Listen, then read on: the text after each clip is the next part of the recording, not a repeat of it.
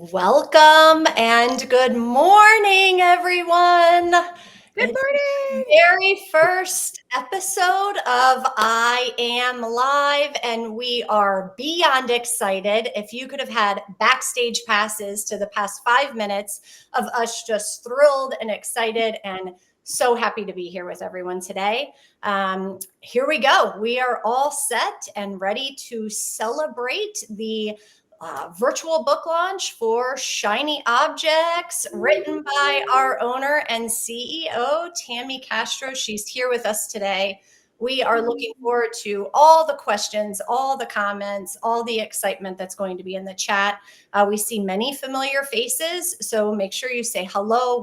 Thank you for the support to log in today and hang out with us for some real chat.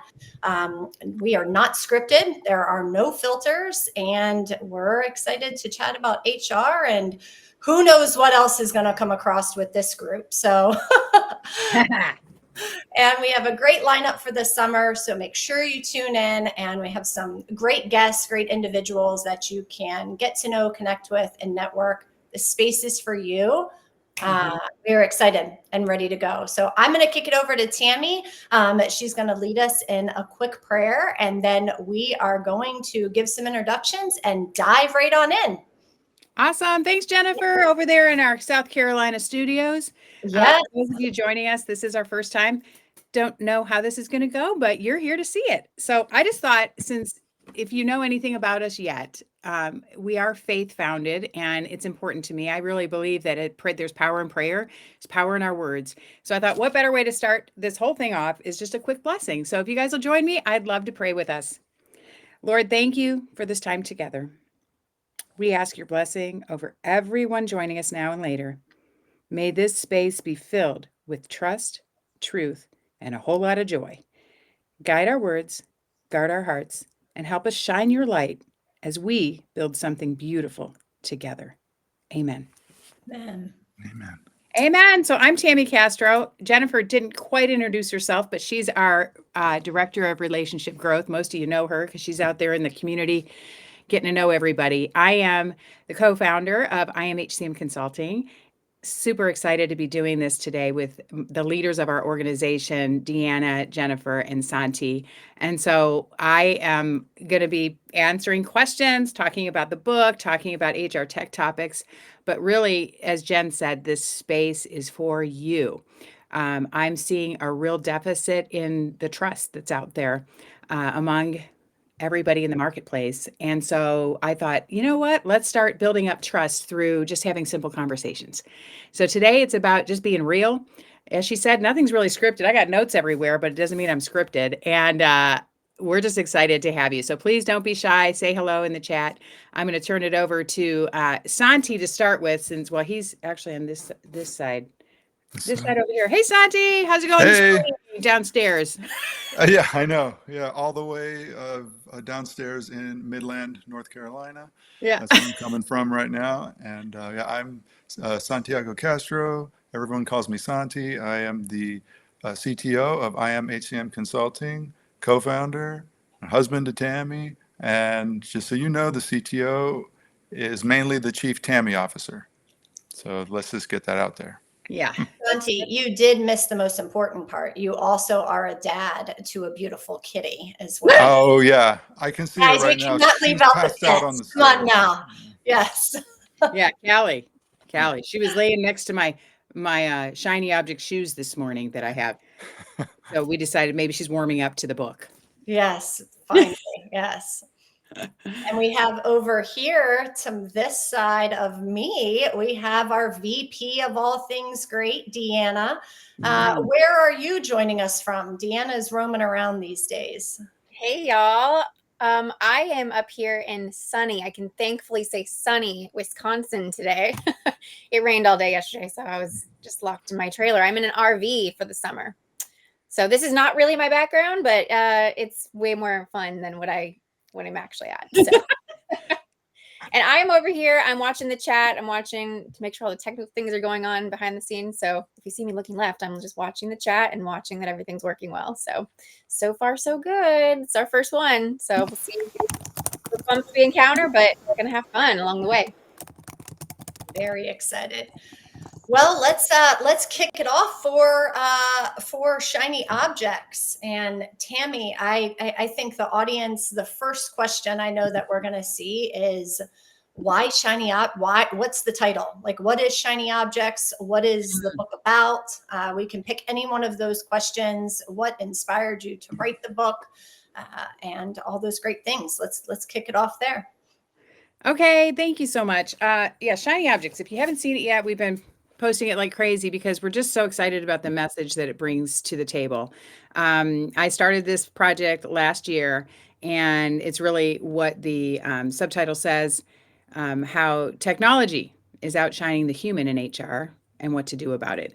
I don't know for sure who on here might relate to the fact that technology is like all you hear about. AI and automating and on and on and on. And it's very loud out there. It's a very loud industry right now. There's over 20,000 products. We just for the record, if you know what iAM HCM Consulting is about, we are not software sellers. We are basically implementers and supporters and advocate consultants. So we are a service provider. So we don't have our talents or anything into a software per se. We are agnostic when it comes to that. And so my book, what I wanted to talk about in here was the fact that we're losing sight of why we're doing what we're doing. There is so much noise and there's so much overwhelm and confusion out there in the marketplace when it comes to just technology in general, let alone what we're hearing about HR tech, that I wanted to kind of break it apart and say, what is going wrong here? Because as you see in my name, have been dubbed the Tambulance. We'll talk about that more, some fun stories in future episodes. But, going in and rescuing just botched projects. And we have a $2.4 trillion loss annually because of botched HR tech projects. And we're sitting here going, what can we do to bring that number down? So the book is basically telling the story of what's happening in the marketplace. We see, oh, that's a nice demo. That'll do something cool for my applicant tracking. This one over here can help me with recruiting. And what about that one? Oh, yeah, that'll take care of that PTO policy and automate that. And next thing you know, you're grabbing at everything. And that's what we're seeing. That's what I'm seeing. So I decided I'm going to write a book about it. And we're going to call it Shiny Objects because that's what we're drawn to right now is the shiny objects out there that we think are going to solve our problems. And then what happens? Big letdown, right? Problem. You get it, and it's unfulfilled promises, and it's so sad. So the book is really highlighting the fact that we need to get back to just step back, right? Step back. Matter of fact, right now, we're all going to do an exercise. I'm going to invite you to just sit, if whatever you're doing, just stop what you're doing. Okay? So put those hands down, put the phone down, and I want you to just take a deep breath. Keep driving if you're driving. So keep driving. Oh, yeah. People do listen while they're driving. Please don't close your eyes when you do this, but do breathe. Okay. So we're going to take a deep breath. So we're stopping and then we're going to breathe.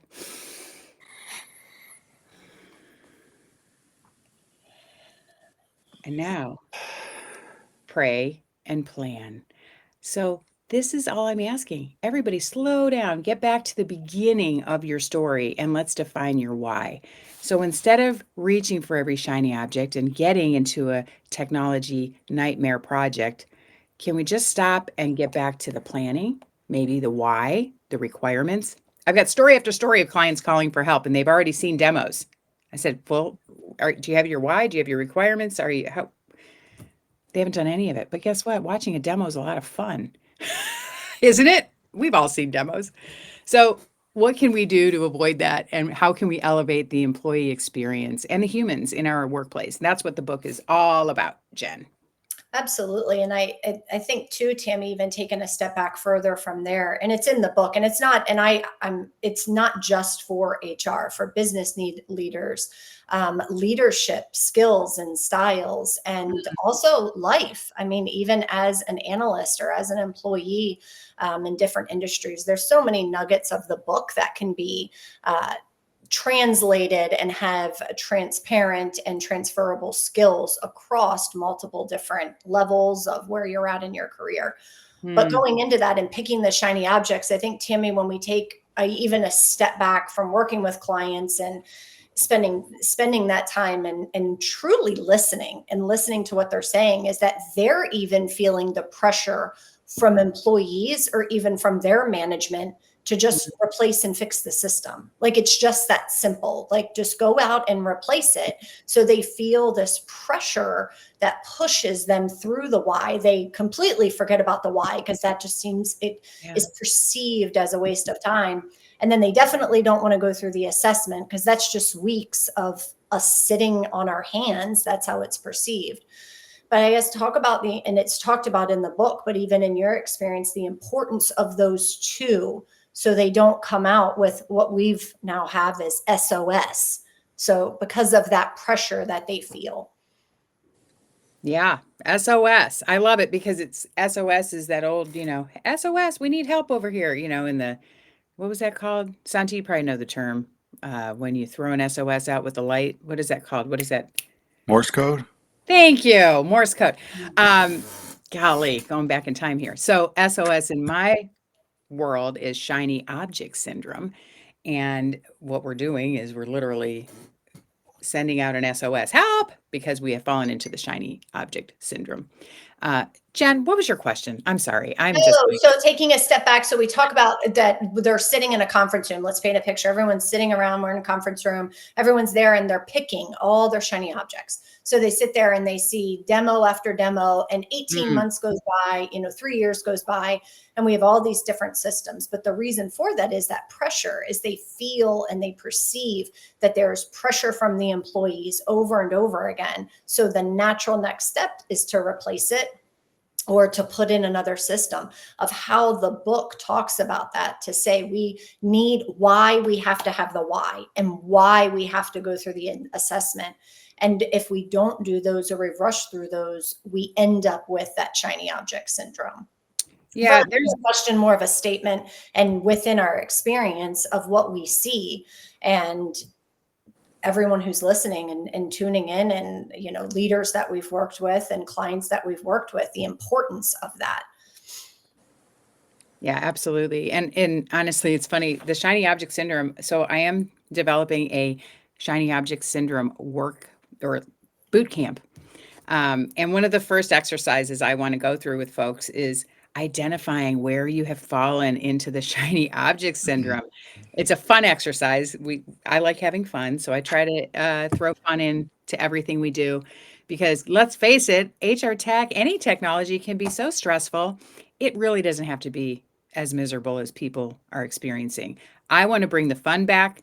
So, shiny object syndrome, the exercise is really to help you identify if you've fallen into this trap, and then you'll recognize how it happened.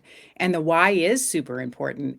I'm telling you, some leaders hate doing that. They don't want to go that path. They just want to hurry up and get something in so they can seem relevant. And there is pressure from maybe their shareholders or their key stakeholders. So, it's about really getting the attention of the leadership of the organization and saying, wait, if you can just stop, back up and identify what it is you want, why you want this. So in manufacturing, there's this exercise called the 5 whys.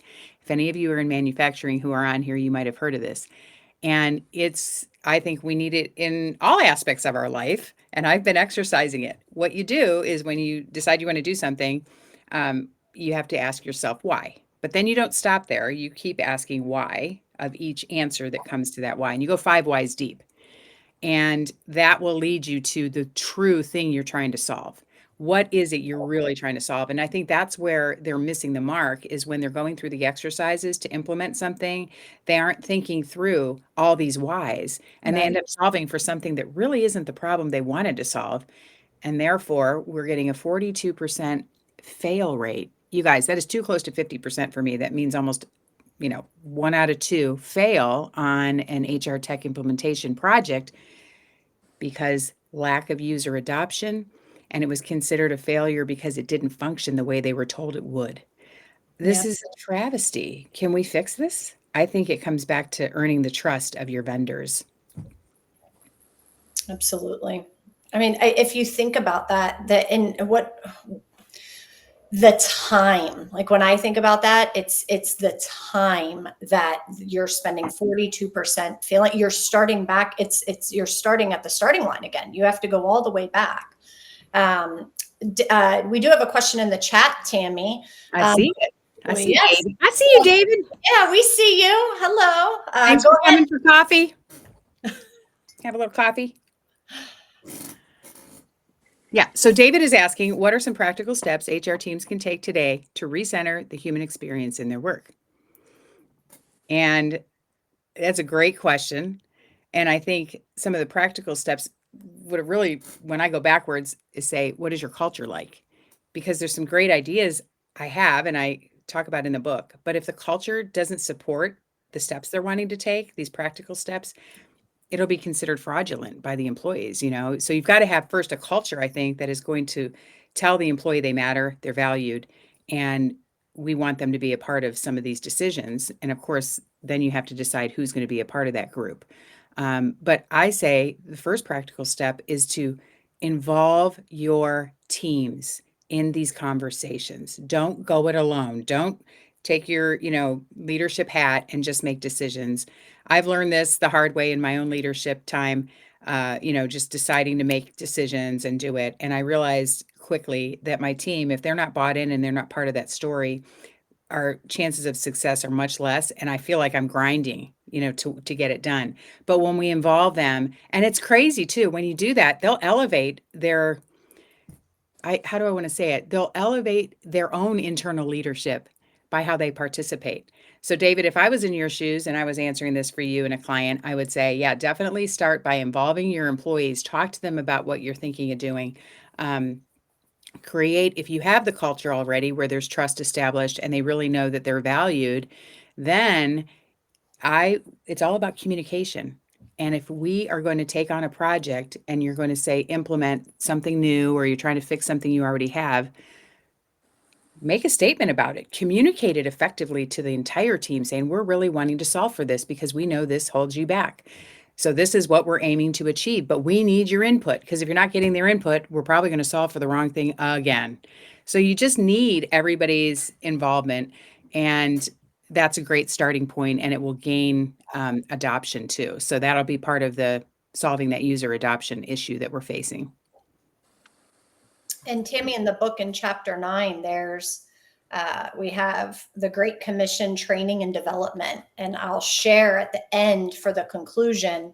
Tammy writes in the book, as we wrap up this epic journey through the land of training and development, remember that you're not just creating programs, you're shaping lives. Every module you design, every technology you implement, every skill you help develop is a stone in the foundation of your organization's future. You're not just an HR professional, you're a builder of people, a shaper of cultures, and a nurturer of potential. Wow. We have felt that one here ourselves, haven't we? Yes, very much so. So I think as you're training and as you say to involve your teams, and I'll say this from both sides, from leading teams and to now, having a leader that prioritizes culture at the very top of the organization and a healthy culture, is that you have to have a safe place as well. Your employees need to feel safe to be able to, when they are included, to give their opinions, but also for those opinions to be respected, whether you agree with it and you're going to move forward with it or not. So I think those are some practical steps as well, David. Yeah. Great question. What you're saying, Jennifer, too, is making me think of the bot. There's a lot of bots out there. And I think I put it in my book. Yeah, nothing like getting terminated by a bot, Hey, here's your offboarding. It's not so good. So humor me a moment as I share some jokes that me and my little AI friend came up with. So we're going to talk about the honest bot first. So I asked our new HR chat bot to describe its greatest weakness. And it said, I care too much. Even the bots are trying to sound authentic these days. And this is the problem, right? There's just lack of trust. I'm really on a trust kick right now. And I think some of you in the audience know and feel it too, that, you question who to believe, who to trust, who has the really your best interest at heart, because let's face it, everybody's out for themselves. So we're hoping that this space, as we talk, this book is our book launch, but as we talk every time we come on live, that you guys will start participating more and we can have really honest conversations, because this is about the space we want to learn from you too. But let me give you one more real quick one. System overwhelm. Who feels system overwhelm? Oh my word. If so, I once asked a client how many HR systems they had. You know what their answer was? All of them. Friends don't let friends hoard software. Let's stop Yeah. the nonsense. But that's a real response we would get, is all of them. And we would have to, like, that's not possible. There's over Yeah. 20,000 of them, but sure, like if you do have all of them, then I mean, then we really need to have a conversation, because you're you're a tech wreck, not a tech success. Like that is not successful if you have implemented all of them into your system. But Yeah, that's and I want to be fair here. I don't want anybody to feel like we're picking on anything or we're judging, because honestly, we're in the same boat. We run a Yeah. business, right? So ask Deanna. Deanna, talk a Yep. little bit about how fun it is to find systems that do it all for us. It's so fun. I mean, that was my project the beginning of this year, which, by the way, we're already in June 2025. That's What is crazy. happening? But yeah, like, I think internally we use at least 5 systems for all of our things, and it's growing all the time when we're like, oh, let's start doing this, and our current systems don't do it. So we find one that does, and then all of a sudden we have 6 or 7. And then you're like, well, how do we get them to talk to each other? It's not easy sometimes, and it's a lot. And then you're like, okay, let's do this big project of consolidating. But then you learn what you're losing if you go over to here, and then this doesn't talk to that, and then we're gonna, it's a headache even internally for us. So we definitely understand it. Yeah, we understand it. We know the challenges, and we know that it hits the pocketbook, right? And everybody right now is kind of holding their purse strings pretty tightly, trying to figure out, what's going to happen in the future with the economy. So we'll see how that goes. Like, who can tell, right? absolutely. I want to ask my husband here, the cute face that he has over there. Hey, Santi, share maybe a little bit of what you, because he was one of my proofreaders. I would love for you to share maybe one of your favorite chapters or lines or something that you thought was powerful when you read it. All right. Yeah, I have it pulled up right here. This is from chapter 4 of the book. Whoa. I did not Yeah. script that. Because we're not scripted. No, I Yeah. did not script that. I don't know how he knew. Yeah. Yeah, I just love this. It says, imagine walking into your office or logging into your virtual workspace and seeing each colleague as a unique masterpiece created in God's image. Suddenly, Mm. Deborah from accounting isn't just a woman who keeps reminding you about expense reports. She's a divine creation with untapped potential and a story all her own. This, per- this perspective shift is exactly what we need in our approach to HR technology. We're not just managing resources, we're nurturing image bearers of the divine. That has a weightiness to our roles that most of us don't ever consider or imagine. I just love that every single person, right, Mm. is his creation, and we're shepherding them as they work with us or for us. And so I just think this is great. And the first time I read it, I cried. So, because it's just beautiful to think of all these people are image bearers, right? Mm. Because we're created in his image.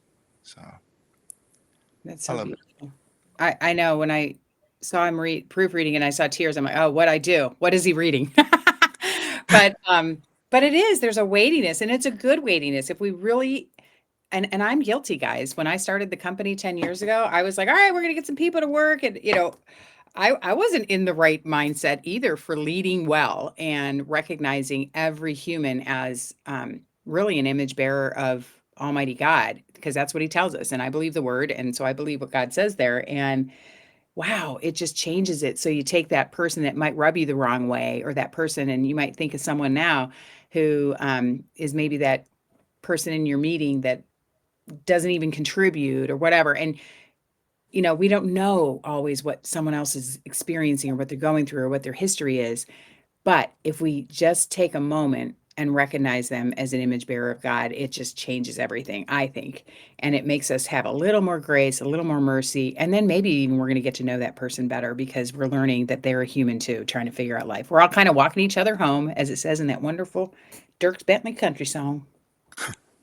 It's the human behind the data, and you're right, we're all guilty of it, we all do it. I mean, we all sit here and, I mean, you think back, I mean, we have spreadsheets and Mhm. we all, we all have employees, most of us, and we are an employee. And I think you want to see those people, and you want to be seen, and you want to be heard. And I think as the summer goes on and we have these live episodes and we're able to connect with our network and new friends as well, these are the real conversations and the practicality of it. Like, yes, if you're running, an enterprise organization, you're not going to know every single person on that spreadsheet, but what are some practical, methods that and practical applications we can go through as, as friends and as a team to be able to have those discussions. And, this is the book launch, and it is in the book. So the human behind the data and what that looks like. And Santi, that was a great segue into that chapter. Yeah. How we doing on time, you guys? I know my clock says 9:26. People probably got to get their coffee sucked down and start working. But what else did we want to chat about? Anybody have more questions for us? I'm not I think seeing. as we wrap up here, I'll read one more section. This is actually my favorite chapter of the entire book, and it definitely hits home for me. So as you wrap up, it's on part 3, the conclusion, page 195. As you wrap up this section of the book and step back into your work, I want to leave you with a challenge. Be salt and be light. Be the leader who enhances, preserves, and purifies the workplace. Be the leader who shines brightly in the darkness, guiding others with hope and clarity. Be the leader who reflects Christ's love in every interaction, every decision, and every policy. Because when we lead with love, we're not just creating better workplaces, we're creating better lives. And when you think about creating a better workplace and those employees are taking that home with their families, if you really sit with that for 30 seconds, for a minute, and think of the impact you can have as a leader, I know for me, I mean, that it changes everything. It absolutely changes everything. So, Tammy, maybe you could take a minute here and just tell everyone where they can get the book and all that. Oh, sure. Well, this is homegrown, guys. I'm not doing anything special here. Amazon is the place to go. They're still showing that it's in pre-sale or pre-order. I don't know. Just ignore it. You'll get the book. It should clear up here in the next week. So Amazon, Barnes and Noble, any of those online places it's been distributed to. And we're just delighted. I can't even believe I get to say it was a bestseller starting last week.